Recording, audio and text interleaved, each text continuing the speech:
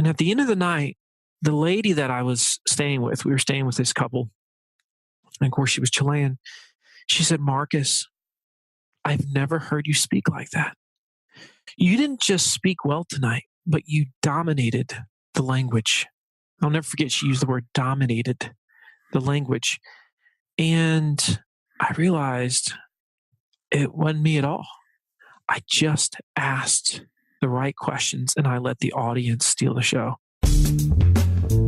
From cave drawings to family histories to stories around the fire, humans crave order among chaos, connection amid isolation. So we tell stories. Our mission at the Storytellers Network is to bring the art of story to the masses. Whether you're in marketing, you're an entrepreneur, or you're developing your own personal brand, telling your story effectively can make the difference between celebrating milestones and collecting unemployment. The Storytellers Network strives to help storytellers tell their stories so you can learn from the best. Now, your host, the inbound evangelist himself, Dan Moyle. Welcome to the Storytellers Network podcast. I'm glad you're joining us today to listen in. In today's episode, we talk with author, teacher, speaker, marketer, pool guy, Marcus Sheridan. Marcus is the founder and the personality behind The Sales Lion, a marketing and business consulting agency making a big difference in the world today. And tonight, Marcus shares with the Storytellers Network his craft, his successes, his stumbles, in other words, his story. And it's incredible. I'm telling you right now, it's worth your time. Now, before we do get into today's conversation, just a reminder, find us online at thestorytellersnetwork.com for more episodes, how to contact us, and for other resources to help you tell your story. And if you like what we're doing here, I'd love it if you consider leaving us a review. It helps us reach new storytellers. Thank you to Podcast Pilot and Casterly for supporting the Storytellers Network. If you want to find experts on the podcast world, like how to start your own show, talk to the teams headed up by the legendary Jamie J. and Sarah Parrish. And I had to also thank my parents real quick here, Dick and Sharon, for taking a chance on sponsoring these first few episodes. Thanks, Mom and Dad. Now, let's get to the stories. Okay, so thank you so much for joining us on the Storytellers Network, Marcus. It's good to have you here, man. Man, it's great to be here, and it's great to be talking about a subject that has impacted all of us. And frankly, I've never spoken about it on a podcast. So this is pretty exciting that you're doing this, Dan. Oh, nice. Well, cool. I'm glad, man. I'm glad I'm the first time for you. Yeah, I've always thought of myself as a storyteller in some way. I've always considered myself a writer in some way. So this season 1, talking to writers, I'm so excited about, and obviously, talking with you is a big deal for me. So very cool. One of the things that I like to start with is looking at the idea that you can be a writer and a storyteller from anywhere in the world. You don't have to move to one of the big cities or whatever like this, right? So tell us where you are in the world geographically right now. I live in this area called the Northern Neck of Virginia. The town's called Reedville, and there's 2 stoplights in my county. I have to drive 30 some minutes to get to the closest Walmart. I have to drive an hour and 35 minutes to get to the closest mall or shopping center. And so that's, what you say is true. I am really grateful to live in this time period because, from this area where I am, man, everybody's pretty much farmers and fishermen. And, it's very blue collar, which is great, but it wasn't the path that was meant for me. And really, it all started, with putting my thoughts to pen, or in this case, to the internet, to the web. It really, really changed my life, man. But it's funny how that works. That's cool. So you consider yourself a storyteller then, from way back? I do, Dan. I not that I sat there and really proclaimed it, but I did clearly have a knowing that I could tell a story and communicate just better than most by the time I was 20, 21. I could definitely tell there's something going on there.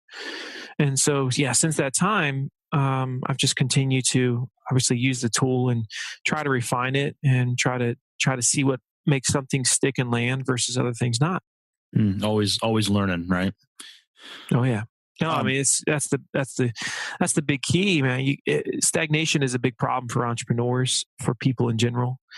We all got to fight against it, man. It's just like this resistance to grow and to stretch, and it takes a concerted effort every single day, a constant self-analysis and self-audit. And as we record this, it's that time of the year to be thinking about, wow, what can I do better? What do I need to improve? All those healthy questions. Mm-hmm. Absolutely. So you mentioned, Marcus, being about 20 or so and kind of figuring that out. Is that kind of where your story as a storyteller begins, or does it go back before that? Yeah, it really begins when I was on my mission for my church when I was 20 years old. And that was the first time, I was thrust into an area of the world, Chile, the southern tip. So about the southern third of Chile is where I was, and I couldn't speak Spanish. And so it was just, you're thrown into the fire, literally, and you just gotta, you learn and you burn.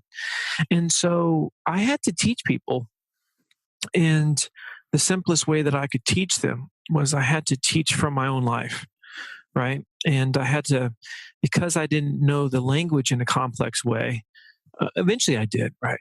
But at first I didn't at all. And so it's really healthy to have to teach in another language, because it forces you to speak in clear, concise terms.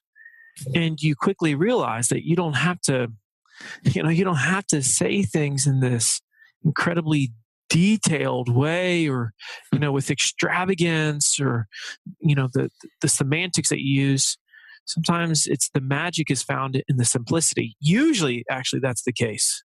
And that's where it was for me. And there's just multiple examples of when I was in Chile that everything changed for me.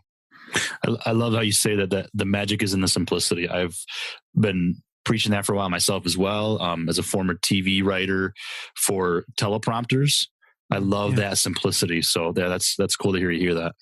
When I write an article, I'm usually most satisfied with that one line that's short and by itself. And that's the one that makes me smile the most, because it hits it, right? It's just meant to boom. And it's oftentimes the same when I'm in front of an audience, right? It's that one line. And it's not something that I've necessarily pre-thought out as some tweetable moment, but it's just really just clear language and communication, which I think is beautiful. And oftentimes it's a lost art in our society today. Yeah, very much so. Now, so you turned that experience in Chile into a book. You've been writing ultimate guides since 2001, before it was a thing, right? Heavenly Father's Angels, the Ultimate Missionary Guide. That's incredible, man. Tell me a little bit about that. How did that come about from that experience? Well, what happened was I realized, I was in Chile for 2 years, and about halfway through, I just came to a self-awareness that for some reason I was having more success than other people. And it wasn't arrogance, but I was just having more success. So I started to analyze why, because people were asking me how, right? And so that's when I started to think, what am I doing differently? One of the things that I was doing was that I've always, from a young age, been bothered by when you have a communicator, a speaker, we'll call it a communicator, whatever, a teacher, they're saying something and the audience is hearing them, but they're not getting it. They're glazing over. You could tell they're confused. And so when I got to Chile and when I was with other missionaries and I saw them teaching, but the receiver not getting it, it bothered me. And so early on, I became very obsessed with, does the person get it? And if not, do I need to rephrase it in such a way that the light bulb comes on? So I was constantly obsessed with the light bulb, right? With what's the takeaway, right? For the audience.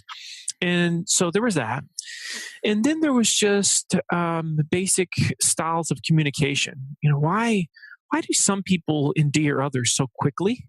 whereas others might turn off their audience so fast. And so there was just all these amazing experiences that I had. That I had there as I was, walking those streets at the bottom of the world, where it just, for me, everything about teaching took on this, it's just a different light. And by the end of the mission, our president, just call him the mission president, he had me just travel around the mission and teach the 200 other missionaries how to be better teachers and communicators. That's all I did. And it was there, of course, that I knew that I was hopefully going to do that for the rest of my life. Now, as you know, I became a pool guy. I ended up becoming a pool guy for about 10 years. But, sometimes you have to have a foundation to be able to build the house on that, right? And so that's exactly what River Pools ended up being. And then that obviously spurred eventually your next book, your Mashable, called the #1 marketing book to read in 2017. They Ask, You Answer, which is awesome. I love that you're on that journey. It's cool because you put it into words. You've been preaching that. I was practicing it through our mutual teacher, HubSpot. But you really put it into words, man. Tell me a little bit about that. How did that come about? Well, in 2000, for those that don't know the story very quickly, started a swimming pool company called River Pools in 2001. And things were going okay up until 2008 when the economy collapsed and we thought we were going to lose the business.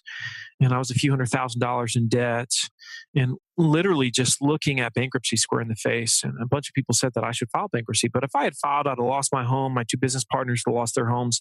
My 16 employees would have lost their jobs at the time. So we had to figure out a way to get back over that edge. And that's when I started to read about inbound. And I mainly learned about it from HubSpot. So I saw all these fancy phrases like inbound marketing, content marketing, digital, social. But really, in my simple pool guy mind, what I heard was, okay, Marcus, if you just obsess over the questions you get every single day, and you're willing to address those questions, good, bad, or ugly, on your website through text and video, you just might save your business. And so our core philosophy became They Ask, You Answer.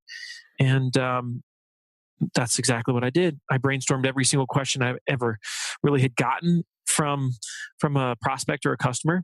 And one by one, every single night for about 2 years, I would write an article, a blog article, of course, and post it on the website. And about 6 to 9 months in, Dan, I realized I was onto something. I knew, wow, this is working.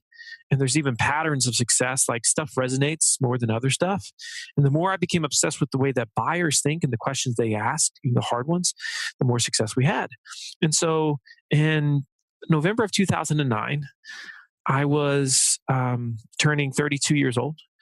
And I said, I want to give myself a birthday gift. I'm going to give myself a place where I can write my thoughts and feelings about business and about life. And I just felt like I was supposed to do it. And I've always loved lions. First book I ever read, because I had a reading disability, was The Lion, the Witch, and the Wardrobe. And so the lion has always meant a lot to me, and Aslan, from the great character from that story, one of the greatest stories ever told. Sure. And so that's, I decided to call it the sales lion because sales sounded better than marketing or business. And so I called it the sales lion without much thought. And I didn't realize it was going to change my life. But because I was busy just putting my thoughts to pen, even though nobody listened for the first 6 to 12 months, eventually people started to listen. And then I started to get invited to different events where they kept saying, that thing you're doing with your pool company, could you share that? Or that thing you did with your pool company, could you show us how to do that? And what's funny, Dan, I've seen people come and go in this social media space, and a lot of them get tired of telling their story. And, when I'm on a podcast, oftentimes people say to me, I know you've been asked this 1,000 times. Hate to ask this of you, Marcus, but could you tell that pool, like how this all happened for you? Could you tell the pool story? And I never get tired of telling it, because it's who I am. And I think this is one of the great mistakes that people make, is they think that if they tell a story more than once, or if somebody's heard it more than once, that it's going to diminish the value. Whereas in fact, it's the opposite. I mean, if you look at every classic anything, a classic song, how many times have you listened to it, right? A classic TV show. Sometimes I'll have people tell me, Marcus, I saw you give that exact same presentation 2 other times, but it was the 3rd time that it stuck, that it resonated, that I truly got it. And so that's when I stopped worrying about repetition, because I realized the power is in the repetition. And because I've owned my story so much, I am a pool guy. I joke about it. I laugh about it, but that pool guy story has made me millions of dollars. What's funny too, Dan, is when I started the swimming pool company in 2001, my 2 buddies, I was just out of college and whatnot. And this family member came up to me just one night at a restaurant, ran into her, and she said, "So, Marcus, I heard you want to be a pool guy." And I said, "Yeah." She said, "What a waste." And I said, "What?" She said, "What a waste of potential."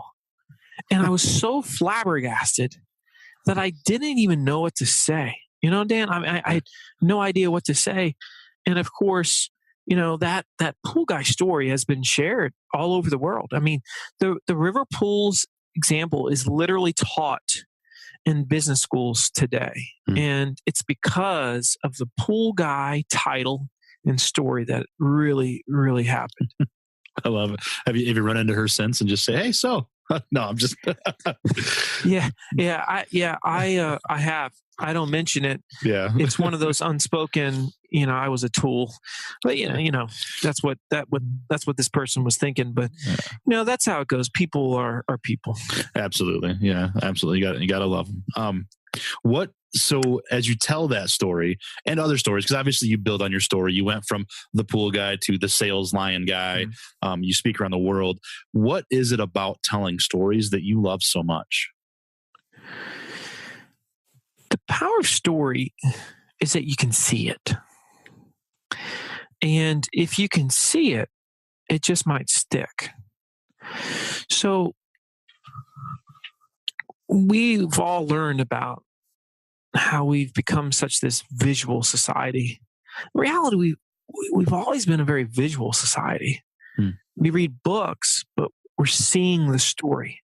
The authors that are best at helping us see the story and put ourselves in the story, they create the classics, right? The stuff that's built to last.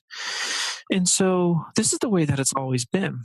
And of course, if you look at the efficacy and the success of the Bible, all it is a story.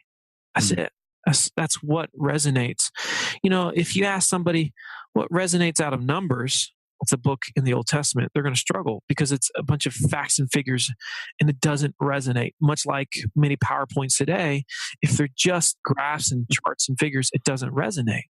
But if you ask somebody who doesn't even believe in the Bible to tell you the story of David and Goliath, they're probably going to tell you because they know, okay, the big guy lost to the little guy because the little guy was fast and nimble. And he created his own rules, which is probably my favorite story because it represents what's happening in the world of business and digital today, right? And all these digital Davids in a land of Goliath who are changing the rules of their space because they're saying, well, that's okay that they did it that way. And it's okay that nobody else has done it the way I'm going to do it. But that's my plan. And that's exactly what I was a digital David with River and broke a ton of rules and made up a bunch of rules in the process. And, but for me, it was a simple philosophy at first. I wasn't out to break the rules. Most of it made sense, right? That's the beauty behind They Ask You Answer. And there's They Ask You Answer isn't new. I didn't invent it, but see, I've been talking about They Ask You Answer instead of content marketing. And there's a reason why I've had success in getting buy-in from hard-headed leaders and sales members and organizations to believe in digital, believe in the power of content, social, etc. It's because I don't use those words. And words matter. And the way I talk about, just let's talk content marketing just for 1 second. So if you went on Wikipedia right now and you read the definition of content marketing, you'd immediately be able to tell that it was written by marketers for marketers. Right? When I'm in front of a CEO or leadership group, management group, I say, content marketing is your company's ability to be the best and most helpful teachers in the world at what you do. Now, would any of you like to be a better teacher to the marketplace? And everybody's going to say, well, yeah, that's important. That's important.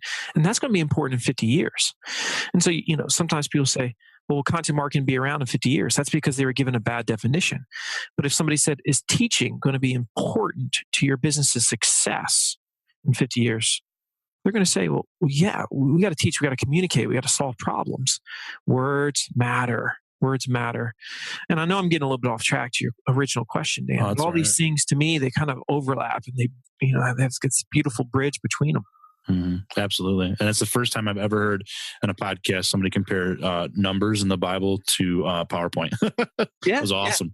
Yeah, But you're so right. Nobody remembers numbers, and most people can't get through it. Yep, absolutely. And they can't get through PowerPoint, so totally understand. Yep. Yeah, very powerful. Absolutely. What do you think, conversely then, what's one of your biggest challenges when it comes to storytelling?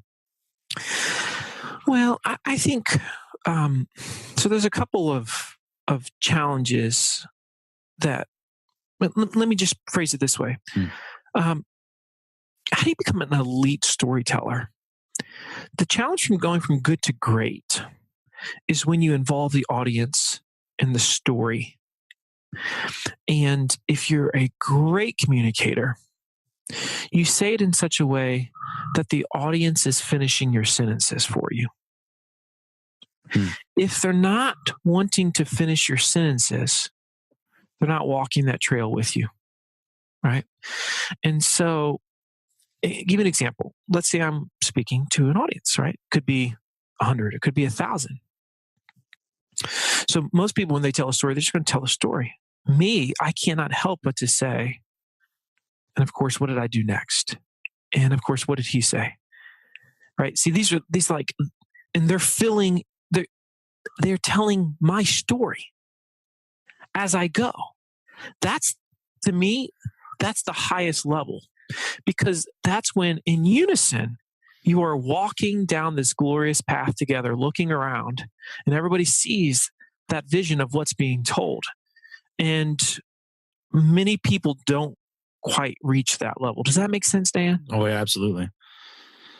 And then that has to be a huge challenge to try and go to that elite level and work on that. And whether it's a presentation or it's in writing or any kind of storytelling, going to that elite level is a huge challenge. So that's because you don't read much about integrating questions into a story. Right.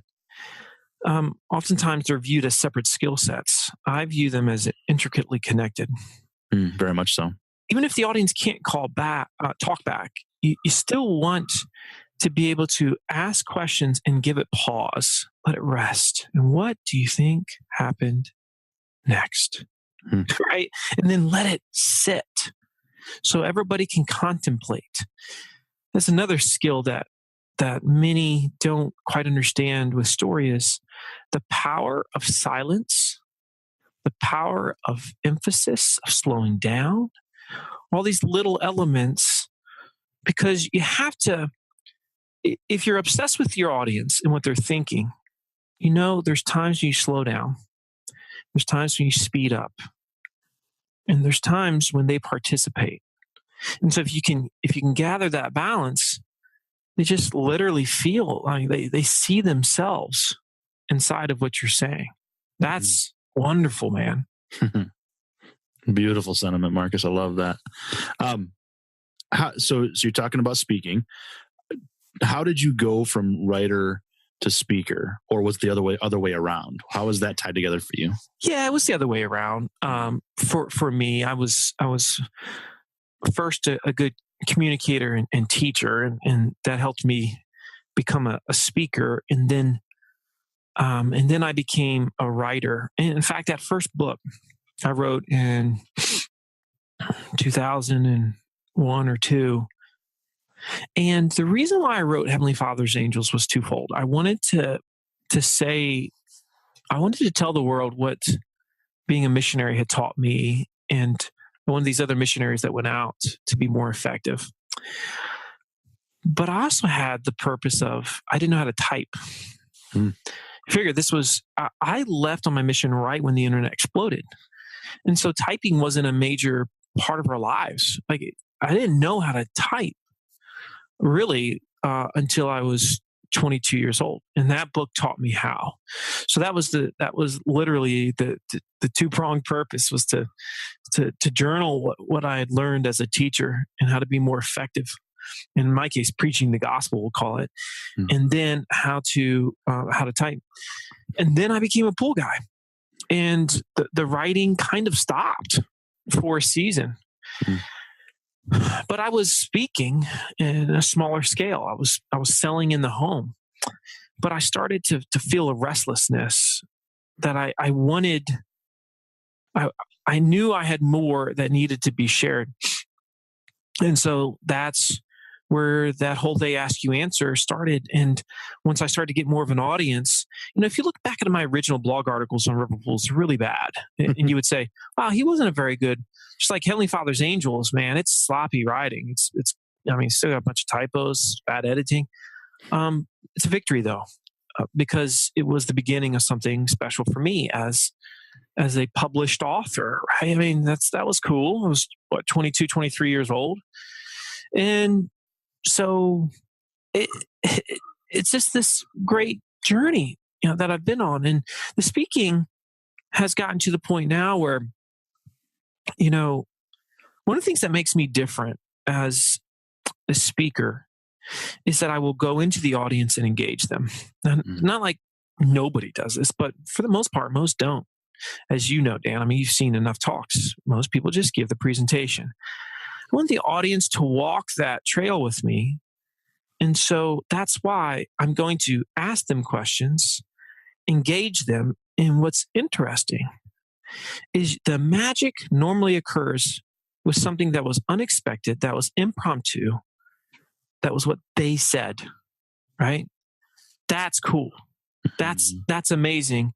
And that's now what I'm trying to teach people, is how to do that. Because a lot of people have asked, a lot of speakers have said, man, how do you do that? And so I even did an event in Scotland last 2 years called WCC World Class Communication, which part of it's telling story, part of it is being able to be at the highest level of communication wherever you are, whether it's in the boardroom, whether it's in a sales situation, whether it's in your home with your kids, right? It's all principles.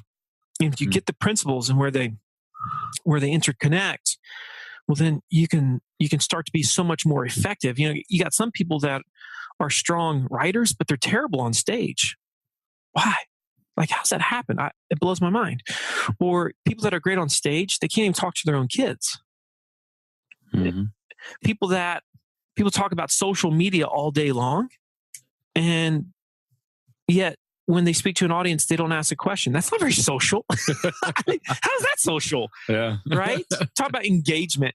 I swear it kills me when I see somebody speak, in quotes, on engagement, digital engagement, social media engagement for an hour, and they don't ask a question to their audience. You have got to be kidding me. To me, these are all principles that overlap. They're not separate. They're not distinguished. Yeah. That's awesome. And now that you're traveling like that, we obviously know each other. So I've seen some of your social and that kind of thing. Your daughter travels with you. Yeah. How does that feel to see her making an impact in the world now? It's cool. She traveled with me for her one semester during her freshman year of high school. And we went all over the world. And when she came back, I told her, I said, this is going to be a blessing and a curse. The blessing is you're going to have a vision that's just expanded dramatically, and you're going to see the world differently.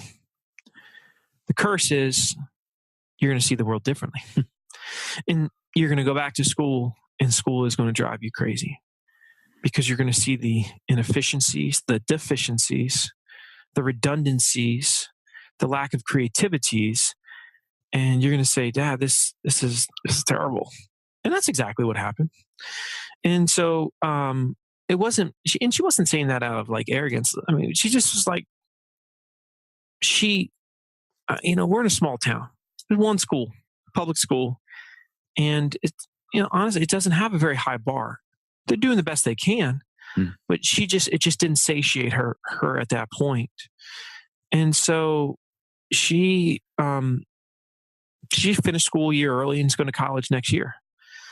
And she traveled with me a bunch last year, and she'll travel with me some this coming year, because, every time you do that, you can't be the same.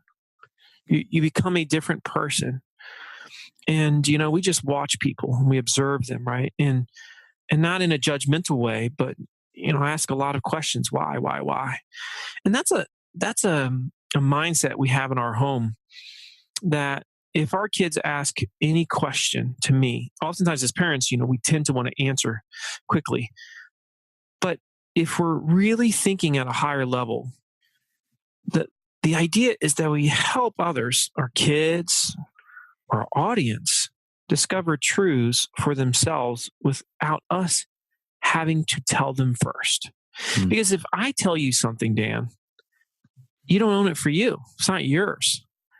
But if I help you arrive to a conclusion just by asking you questions or telling you a story that includes questions, or however we do it. But if you are able to say, whoa, wait. So what you're telling me, Marcus, is if I just do this and then I do this, then this is going to happen.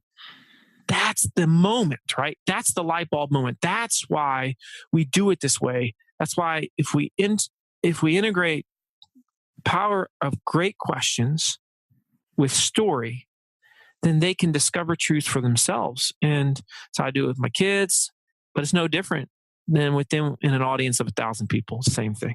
Absolutely. That's really cool. So Marcus, I want to get back to something about storytelling that I want to hear from you. You mentioned C.S. Lewis earlier as one of your favorite book is The Lion, Witch, and the Wardrobe. Whether it's that story or any kind of great story out there, fiction, teaching anything, what is one word that you would use to describe the best kind of story? Mesmerizing. So when I think mesmerizing or mesmerized, it's almost like you could snap your fingers in front of somebody and they don't even see it. They don't blink because they're so caught up in thought, right? They're really living that scene and they don't see anything else. They're mesmerized. I think a great story. And The Lion, the Witch, and the Wardrobe meant a lot to me because, like I said, I had a reading disability. I really didn't think I could get through a book. But I was so mesmerized with that story and the imagination of C.S. Lewis that I couldn't put it down.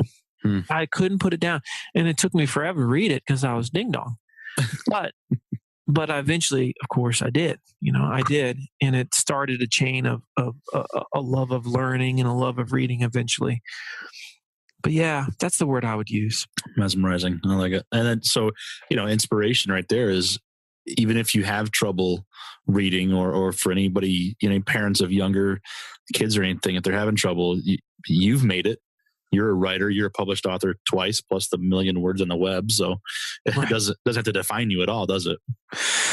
Oh, no, it clearly doesn't define us. In fact, a lot of those labels they give us when we're young are completely off base anyway, because it's part of this conveyor belt system where everybody is supposed to develop at the same time. And it's not the way that works. I don't know why I didn't read well. I also didn't speak well.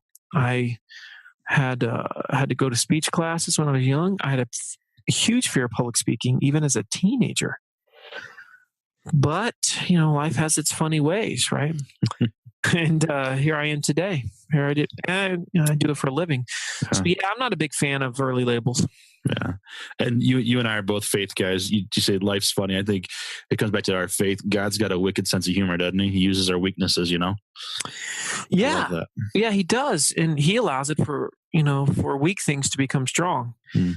And I know that I've seen that in my life again and again. First time I ever gave a speech was when I was in 10th grade. And my best friend was running for student body president. And for some reason in our grade, the way it worked is the guy that was the person that was running for student body president would ask a friend to read a speech for them. Okay. And so my buddy writes a speech and he said, "Hey man, could you read this for me? Because I'm running for student body president in front of the entire student body, which is probably a couple hundred kids." And I said, "Yeah, no problem. I can read."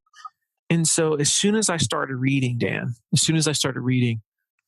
in front of this audience, like I stood up there and I started immediately just to pulsate and to feel the sweat. And I got choked up with my words and I could barely get through it. It was one page. It was probably 150 words or something like that. I sat down and my friend said, "Marcus, are you okay?" And I said, "I am never going to speak in front of an audience again." That's literally what I said. And I guess I was like 13 or 14. I can't remember exactly how old I was.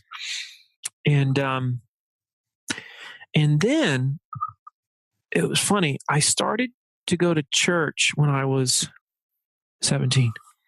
I did it on my own. And the particular day that I was in church, I just joined this church and they have testimony meetings each month. And this is where anybody can get up in front of the audience and share their feelings about God or whatever. And so I was sitting there and thinking to myself, man, I got all these feelings. I want to get up there and share. I'm like, no, you promised yourself you wouldn't do that. Right. And so I'm having this inner battle with myself.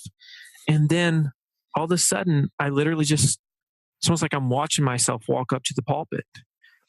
And I just started to tell everybody about my experiences that I had in joining the church and why I had done it and the impact it had on me. And then I sat down. I said, "Oh my goodness." I realized I wasn't ever going to be the same because I was telling my story, Dan. Mm-hmm. I could tell the audience was listening and it resonated. They were touched. They were moved. And that's really like that moment when I walked up to that pulpit. That was the moment it all began for me as a better teacher and communicator and speaker. So I guess I was 17. Wow. I love hearing those kind of stories. That's, man, what,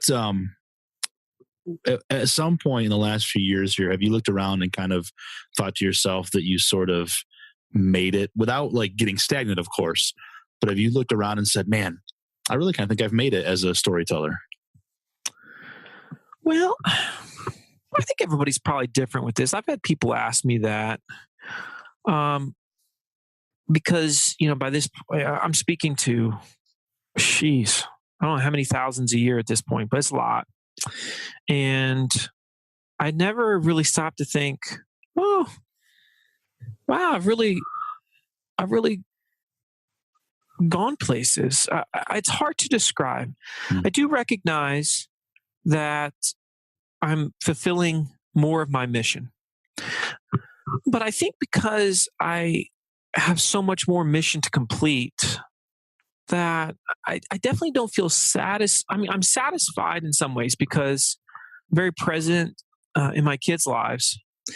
And even though I do travel a lot, like I said, one of them is always traveling with me, and I'm stronger with my wife today than we were 20 years ago when we were married. So there's a lot of things I feel good about. So that's the stuff that I feel good about. And I do feel like I'm making more impact, but I've come to realize that I'm not supposed to be talking just about sales and marketing. That's not what I'm supposed to be. You see, the mission was the bridge so much in many ways for me to life. And after that came River Pools, and that was the bridge to be able to talk about business and have a story that everybody could put their arms around and say, "Wow, dude, you heard about this pool guy? What he did?" And that, of course, became the bridge for me as a speaker, speaking about sales and marketing. And in fact, at first I was just a marketing speaker, and then I became a sales and marketing speaker, and then I became a sales, marketing, and business speaker. And now I'm starting to teach a lot more about how to communicate on a deeper level. And of course, I'm sure I'm going to inject personal development more and more into that over time. And this is, to me, I look at the greatest storyteller that I've ever seen, other than like because I didn't see Jesus. He was a great storyteller. That's undeniable. Whether somebody believes he was what he was, can't deny he was a great storyteller because, his stories have lived for 2,000 plus years. Jim Rohn was, to me, the greatest storyteller of the last 100 years. And for anybody that's never heard him, I know you have, Dan, but it's Jim, R-O-H-N, Jim Rohn. And Tony Robbins actually started with Jim Rohn. Everybody's heard Tony Robbins. But he started, that's who he started working for, was Jim Rohn. And Jim Rohn had this amazing ability to tell the same stories over and over again for what was 30 years. He told these stories. And I was mesmerized by him, man. And he had this amazing ability to, whether it was he was talking to a mother of 4 kids or a professional, didn't matter who he's talking to, man. A kid, a teenager, his stuff resonated. It landed, and everybody could get something from it. He was really, really magical. And he was one of the first ones that I really felt overlapped, were tied together, business and personal. And so you might go there wanting some business knowledge, and you leave like wanting to change your personal life. Where you go to his talks and you want to change your personal life, but you leave with some amazing business ideas.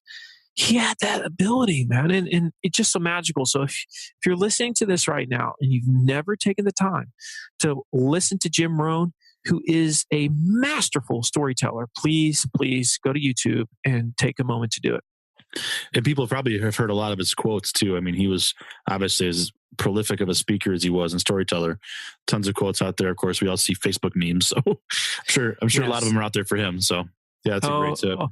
They are. They are. You gotta learn to work harder on yourself than you do on your job, right? Mm-hmm. That's right. So many great ones out there that he brought. Either you run the day or the day runs you. Good stuff. What is your favorite platform in which to tell a story? I think I have the answer, but do you love using social media, video, in person, writing? What's your favorite platform? Yeah, for me, it's definitely the stage where there is an audience and I can talk with them. And there's a reason why I like that one.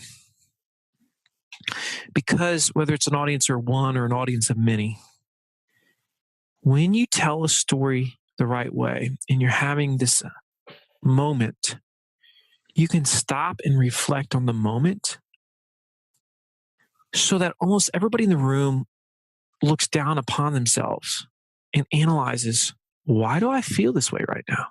What is happening right now?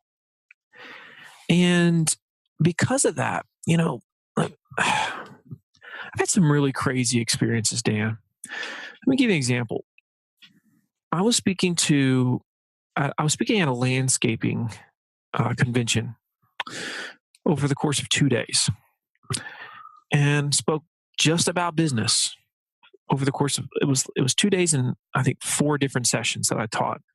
At the end of the 4th session, this one guy, I think he had come back, and this was like his 3rd or 4th time seeing me speak, and they were different sessions. He comes up to me with a serious look in his face, really, really serious. And keep in mind, I've only talked about business, sales, and marketing for these 2 days. He says, Marcus, I got a question for you. I'm hoping you might be able to help me out. I said, yeah, sure, buddy. What's up? He said, my son, he tried out for the basketball team not too long ago, and he didn't make it. And he got cut. And he has essentially just stayed in his room since then. And I'm scared, and I feel like I'm losing him. This is what he says to me, right? And keep in mind, I hadn't talked about family, but something about the interaction prompted him to ask that question. And what was even more fascinating And, the spirit of teaching is powerful. You have the spirit of teaching when, some people might call it a state of flow. When you say things that you yourself didn't know. In other words, you're teaching yourself. And so when he asked me this, it's like the answer was already there. And it came from like left field, Dan. My immediate response was, so tell me, when was the last time you went on a date with your son? Mm-hmm. It was immediate. I said, when was the last time you went on a date with your son? And he said, honestly, I don't remember. I said, I promise you, if you take him out, you go on a date with your son, make it fun, make it cool, just you two, everything will change. I'm telling you, it was like all of a sudden, just this weight was off of his shoulders, and you could just tell he walked out of that room with a bounce in a step. Mm. That is the fourth wall. That is that unique relationship that can be established with an audience where you break through the thing that's between you and the audience. And you're able to have this reflective, powerful moment that nobody expected or could have planned. Let that just sit there for a minute with the audience and think about that. That's an incredible connection, authentic, mesmerizing connection you have with that audience. That's incredible. So I like to, I could talk to you all night long, but we don't have that kind of time. So I'll be respectful. But I like to wrap it up with this question. I hope this is kind of my big deal question. Think about this. If you only had it in you to tell one last story, you only had the opportunity to tell one last story, and you had to move on to something else, what would that story be? What would it be about? What does that look like for you? I would be so tempted to go a few different ways. But just to stay consistent with who I've become as a communicator. And, we've been talking about questions. So I want to tell you where that started for me, Dan. And this was one of the great moments of my life. And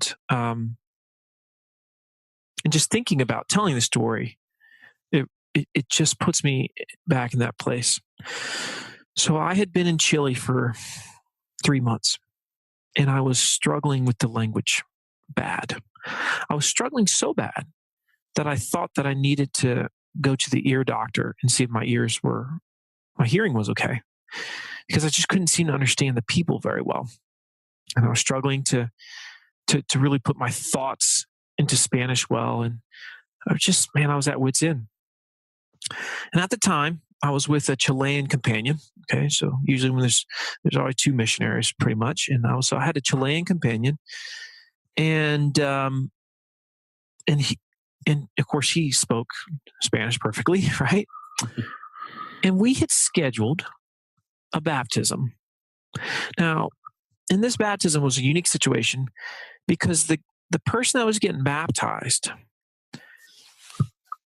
she had invited her entire family to come to this baptism, which was really exciting for us as missionaries, because we were like, oh, wow, not only are we going to have a baptism, but we have all these people that are going to be watching, and maybe they're going to be interested in being taught as well as they're a part of this process.